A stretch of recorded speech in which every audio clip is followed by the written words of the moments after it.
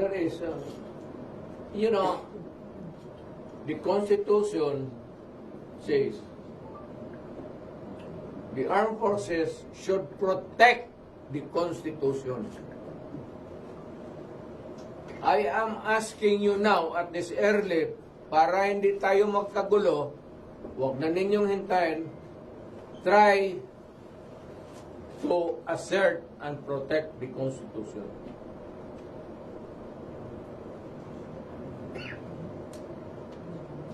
Okay, ready? What is your reaction to the statement of Mayor BASTE calling PBBM to resign? Can you speak louder, please? What is your reaction to the statement of Mayor BASTE calling PBBM to resign? Resign. Reaction, statement di BASTE.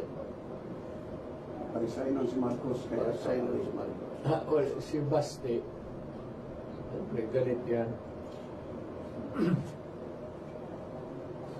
Kasi kapatid niya nandiyan eh. Kung tanggalin mo yung Constitution, sana pulutin si Inday.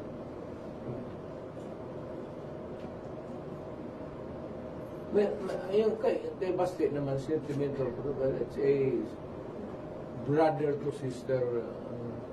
Paborito ni Inday si BASTE.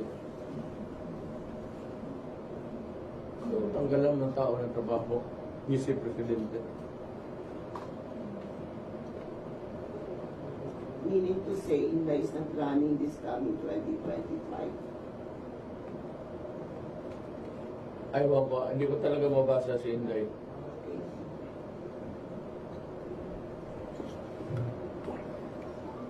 Bahala na siya. Wala man ako. Retired naman ako. Sila lang yung kapatid mag-uusap. Kami ba sa Davao, it's really an irony that I was one of those against dynasties. Pero nangyari kasi niyan, alam naman ninyo, kayo, nandyan mo kayo kay... Nung magbitaw ako sa mayorship, ang mga barangay captain naman ng si Inday, sir. Ito, si ano na, sir, si Inday. Oo, di na pilitan ako kasi, yun, si Inday. Pati gusto ko rin, ako ginusto ko rin talaga para ma-maintain yung grip sa syudad. Hindi pa masyado stable. Kapon, election, so ngayon, si BASTE na naman, mayor. Okay man ang Davao, wala man ang nangyayari, wala mang hold up, wala lahat. Oh. So, if you think na yung mga Duterte sakto na, sufficient for ngayon, kung nagkagulo, litsi-litsi, nalakawan dito na, you have every right to change them. Pero ang akin lang naman, wala naman kayong nakikita na disiplinado naman. Itong mayor, tahimik lang. Ayaw mo. Ganun talaga. It's his nature. So for as long as the city is run peacefully, clean, order,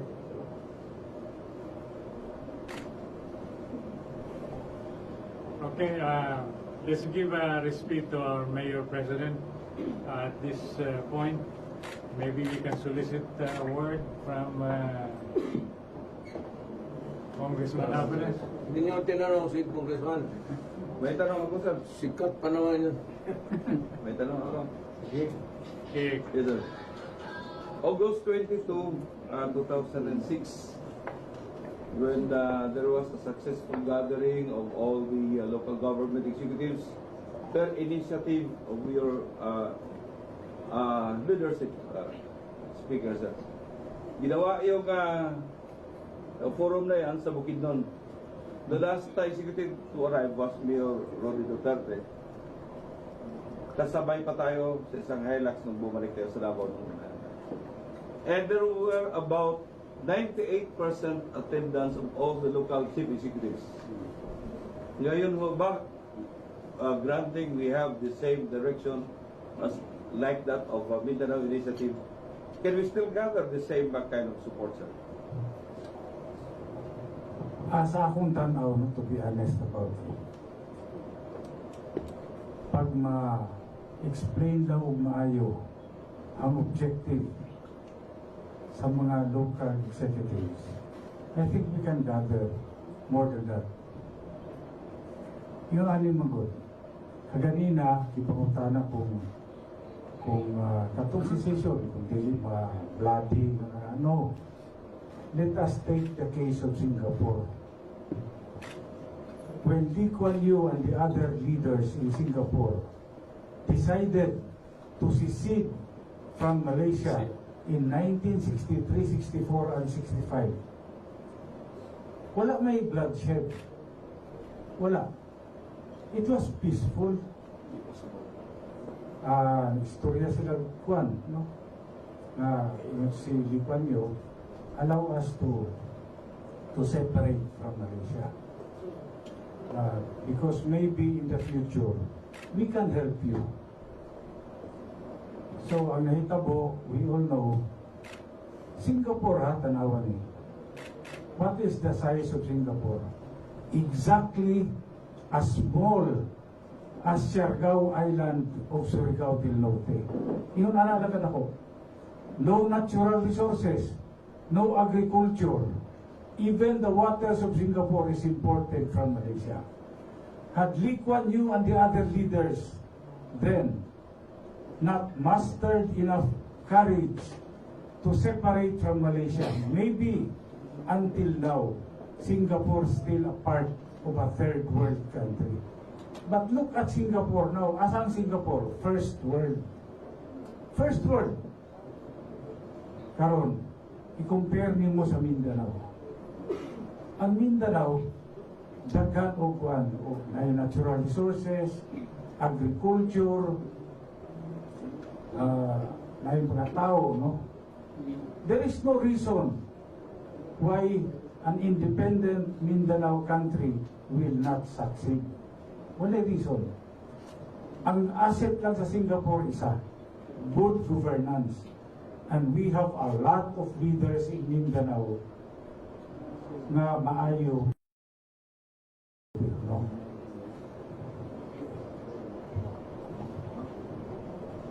Pwede follow up, sir? Yes. Do you think this will get the support of service movement, can get the support of the ordinary Filipinos living in Mindanao? Those who are Ilocanos, Bisaya, Ilonggos, Bicolanos who are here. Ang proseso nato, dili shortcut, ha? We have to take the pains of explaining. Pasabto nato ang katawan kung maayo. Pasabto nato. Naaman sila nagpuyo dire sa Mindanao. Naturally, gusto ka nga ang imong mga anak na ay kaugmaon. There is no other way for Mindanao to rise except to chart our own destiny. Congressman, follow up now, sir. Yes. Yes. You started talking about the Mindanao independence during the Georgian Assembly in Mako last December yata yun. Yes, Sabi niyo, iikot kayo sa buong Mindanao. Yes, O nakakuha na ba kayo ng support, sir, sa mga local chief executives? Honestly, wala pa ko makasugod o tuyok sa Mindanao. Before, yung tuyok ko, I was with Ruben Canoy and Colonel Alex Noble. But now, recently, wala pa ko katuyok. But I intend to do so since this is my last term in Congress. So, pero may mga support na, sir, na nag-signify na support ng mga... Ang grupo namo sa una, intact gihapon. Nagyapon. Ang grupo, meaning to say yung Mindanao Republic Group. Yung One People Mindanao. Yung dati. Yun. Ano yung ko na? Wala man tayo question Pilipino magkantanan. Ako na ako igsuon sa Manila. Puyo nga to. Sila, mga Tagalog na angare, walang problema yan. Ang problema, it's not the people. We can always make arrangements kung paano tayo magkasunduan. Ang problema, yung pera, yung taxation, pagbili mo ng gatas, nakapatak na yung buwis dyan, padala lahat yan sa Manila, tapos sila lang ang Congress. Ngayon, nakita mo si Romualdez kung paano waldasin yung pera. Anak ng para kami murot taga-contribute nga itong kwarta nga, o sige, paligo mo kwarta nga na, unya kami dito, kailangan kami ng mga projects, dagang dalan, wala pa masimento, eskwelahan, ang moro, kailan pa ito maging makatikim ng medyo kalayaan nila? Moro, hindi naman interesado makipagbarilan. Alam mo nila maubos tayo kung gano'n. Kaya ihintay lang sila ng panahon na baka magdating. Kaya,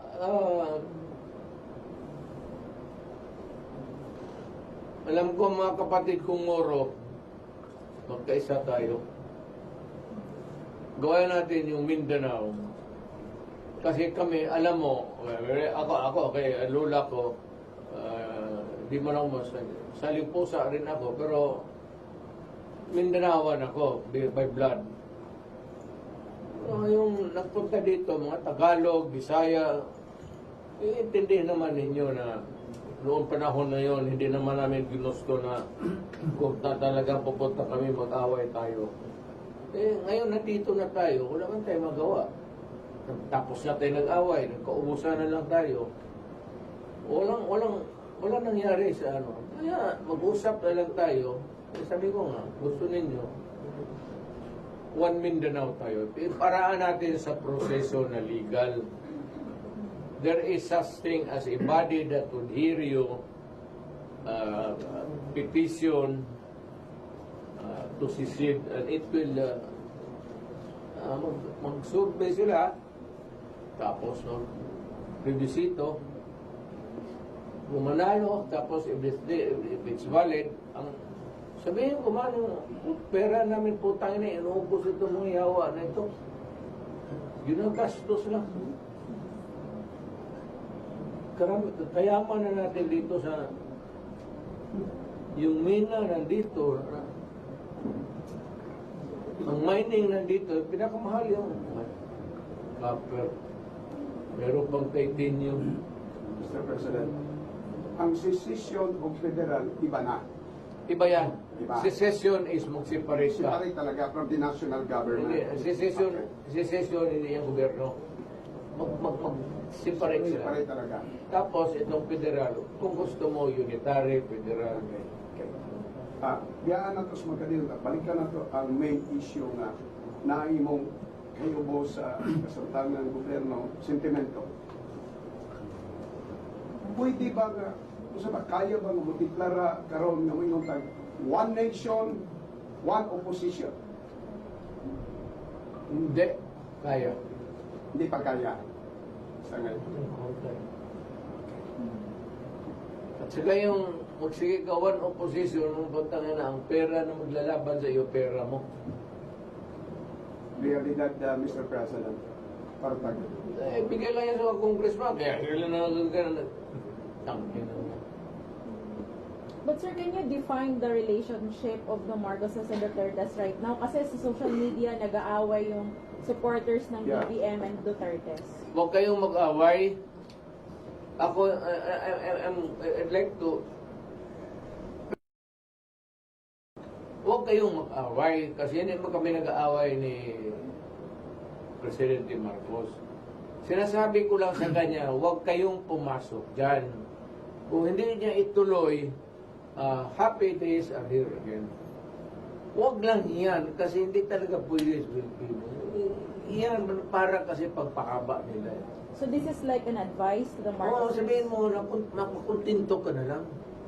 Enjoy the remaining years of your presidency.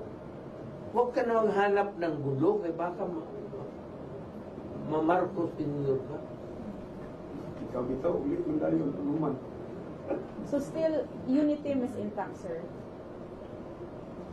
Well, to a certain extent, meron na siguro yung because marami na rin kasi yung mga loyalists ni Marcos na calling for the Vice President to resign. Baka out of delicadeza, sisibat na yun. Pero hindi yan sisibat ngayon.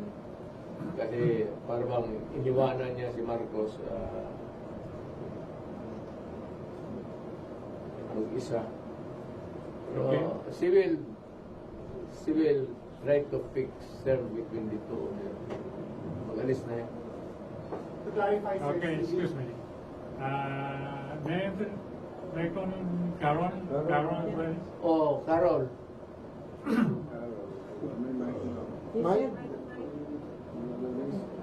You said that you will file a petition before the Supreme Court. Yes, The COMELEC yesterday suspended the proceedings for the People's Initiative.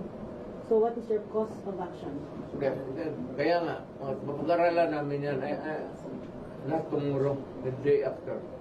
Pupunta ako ng, hindi, mumutan academic yan eh. Kaya nga, exactly. Pahiya tayo, bakit ito mag-file na, si scrap of paper sabihin ng Supreme Court niya. What are you? You're trying to plug the dockets na wala namang ano. So, let us see what develops. How sincere is this stoppage? If at all it is. Para, yan lang ano natin. Huminto lang sila.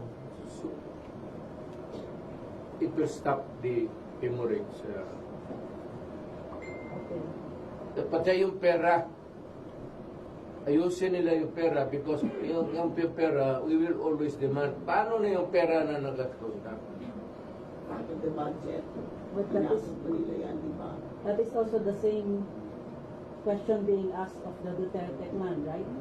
The accountability for the public funds, for the confidential funds used for the 11 days, 125 million spent in 11 days.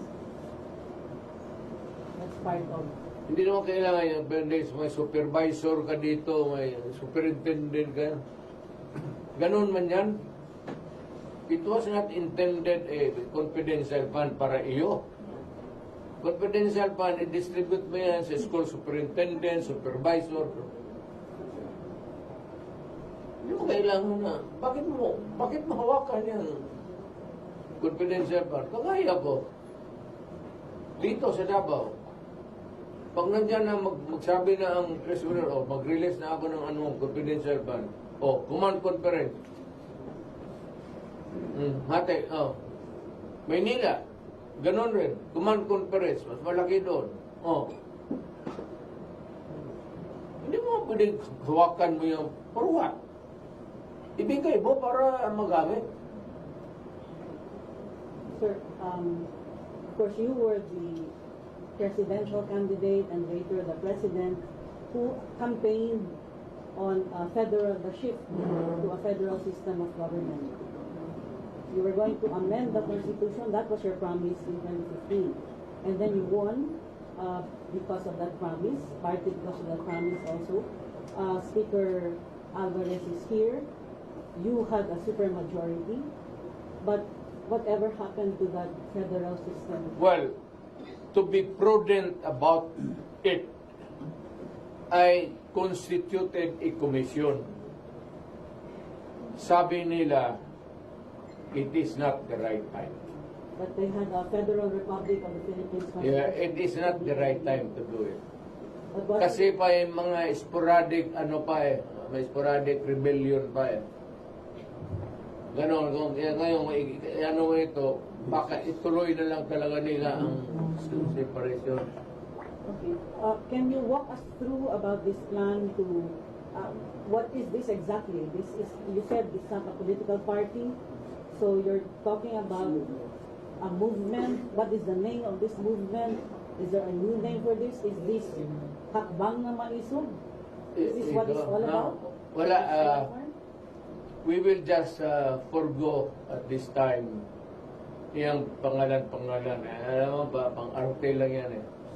We will try to talk to each other.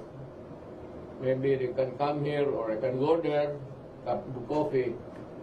Tapos, if I can gather enough, not really, baski hindi yung malalaking leader. What I need, sabi ko nga, yung mga tao na bebot, kung sakali lang, kung pwede lang, yung mga tao na may prinsipyo, kilala. But how do you intend to push through with this movement, considering that this is pre-election year? In 8 months, there will be filing certificates of candidacy, and in 16 months, there will be the election. So how can you... Well, we have a political party existing, and I have, maybe we can use whatever organization that we can. To push for a federal... Not this time. Hindi nga pwede, sabi ng ano. Sabi ng mga military, mga taga-UP, hindi talaga pwede. Because there are sporadic na may rebellion dito, may ano doon. Baka tuluyan ng But you were talking about a federal republic of Mindanao. It will come. O ganito yan, Carol. At this time, we have to educate the people about this advocacy of a Mindanao independence. We have to talk to the leaders, convince them why we have to do it. And then, pag okay na, maybe we can form a solid group to push the realization of that advocacy. Timeline, sir. Do you have an idea? Do this in 3 years or more? Depende sa dagan sa panahon. We'll take our time. We'll take our time. We are not in a hurry. Mayor, asan ang mas mahirap dalhin, mas mahirap na going into July 2016 elections or ngayon na itong pinaglaban mo? Itong election, kapatid. Yung 2016 election at saka ito ngayon na pinaglaban mo. Ito mahirap kasi it's a very touchy thing, emotional ito. Because of the desire of these poor people only. It's an ambition eh. Ngayon, kita ko naman ako, retired na ako, at bigla ako nagpatawag ng rally because nobody in the horizon was talking about it. There was no Filipino in Luzon, Visayas, or Mindanao. Cebu, maingay man sana yan. Wala naman tindig. So, sabi ko kay June Ibasco, mag-rally tayo. You just announce that.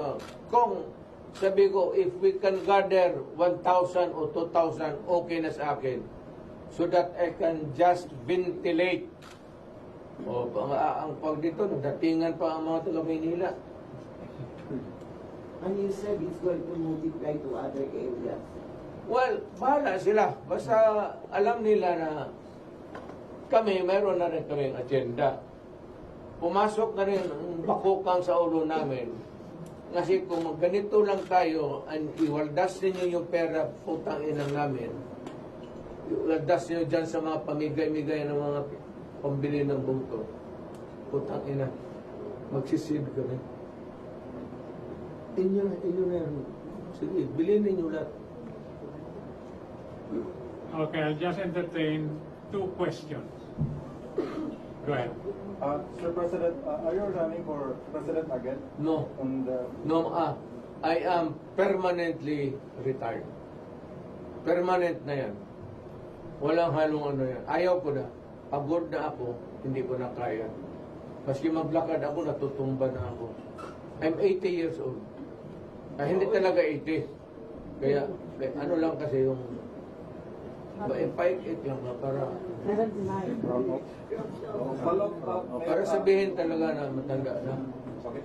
Sir, last question from me. Is there a possibility for a reconciliation? Kasi si Senator Onasan, parang may panawagan din sa'yo. I think nabasa niyo yung statement ni Onasan. Yes, sabi niya, I want to mediate. Wala na akong problema.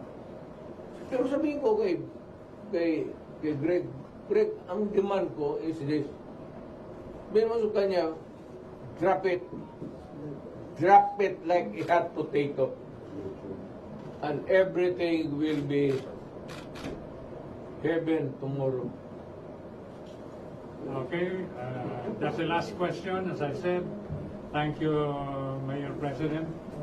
Thank you, Deputy Speaker. Ito lang ang masabi ko, the one last statement. Alam mo kasi, the purpose of this constitutional change is not for anything. It's not even for parliament or the essence of presidential type. It's a mechanism for perpetuation of power.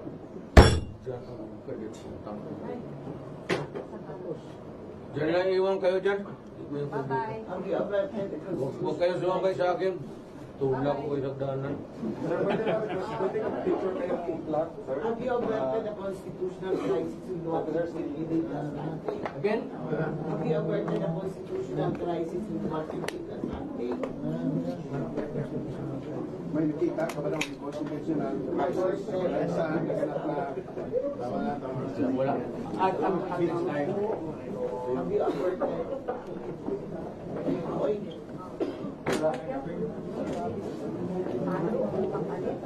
Okay, thank you everyone for coming. John, mauna lang ako sa...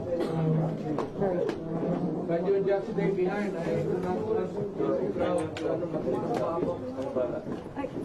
Just here.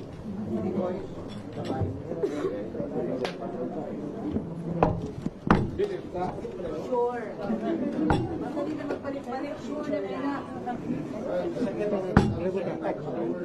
Huwag